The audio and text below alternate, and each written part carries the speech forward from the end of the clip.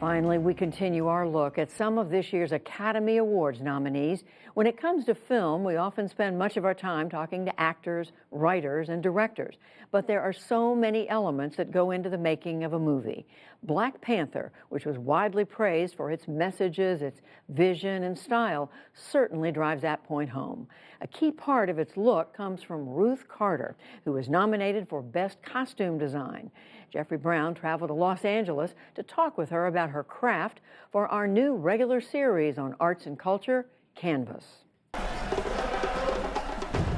By now, it's well established. Black Panther has been both a box office blockbuster and historically groundbreaking. Ooh! The entire suit sits within the teeth of the necklace.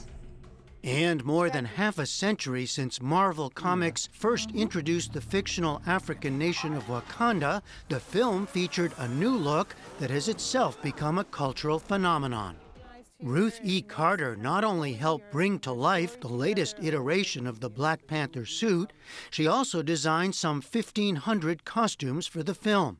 The goal, she says, was to make fantasy familiar. We have to really base it on real life in order for people to believe it. It's not a place that we can make so completely a fantasy that it feels like it's a sci-fi or it's a fantastical place that no one could go to. We base it on so many rooted ideas and cultural things that people feel like they can actually buy a ticket and fly to Wakanda. To that end, Carter researched and found inspiration in the real Africa and its people, such as the Dogon of Mali, the Tuareg in North Africa, the Himba of Namibia. The costumes and the film in general also celebrate the concept of Afrofuturism, a blending of technology and futuristic themes with Black history and culture.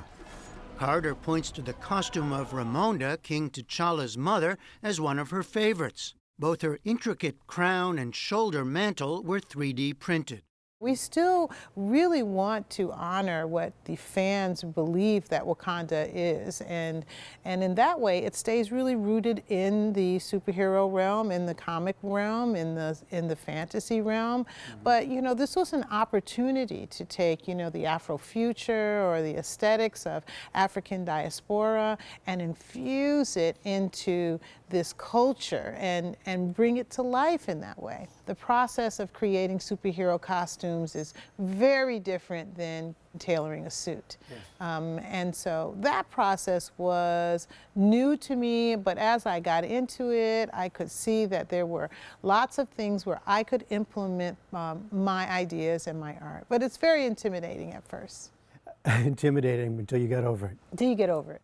Ruth Carter grew up in Springfield, Massachusetts in an artistic household. She was introduced to drama through after-school programs and studied theater arts and design in college. Now 58, her big break into Hollywood came through Spike Lee, with whom she's worked on many films, including Malcolm X, which brought the first of her now 3 Oscar nominations. At the time, she was the first African-American to receive a nomination for costume design. Among her many other films, Steven Spielberg's Amistad, Ava DuVernay's Selma, and Lee Daniels' The Butler. This was Oprah's, and then this was Cecil Gaines, who was played by Forrest Whitaker, who was the butler. Some of her creations are still housed at the Western Costume Company, a massive shop and warehouse in North Hollywood where we met and talked. I'm not sure that many people, myself included, understand your job. Costume designer. Yeah. How do you define it?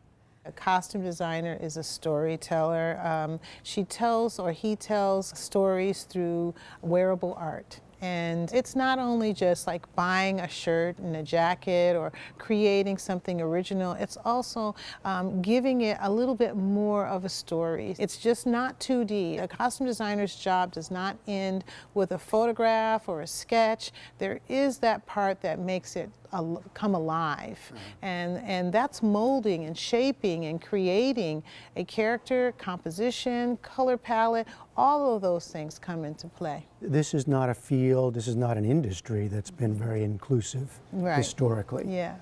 Why is that? What did that mean for you coming up and finding your way? I guess as I entered Hollywood, I didn't see very many people like me, even though I looked and researched if there were. And there was maybe one doing television. There was another person who was supervising, but not really in a design capacity. And I was really firm that I wanted to be a costume designer once I landed in Hollywood. Beyond the individual films, Carter says she's felt a larger mission to help create an authentic portrait of African Americans.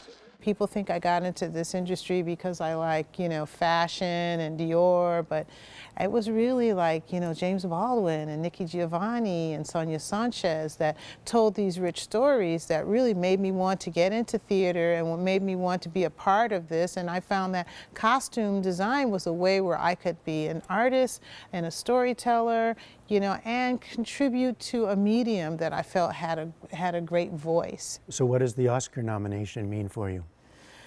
I've been reflecting on that quite a bit.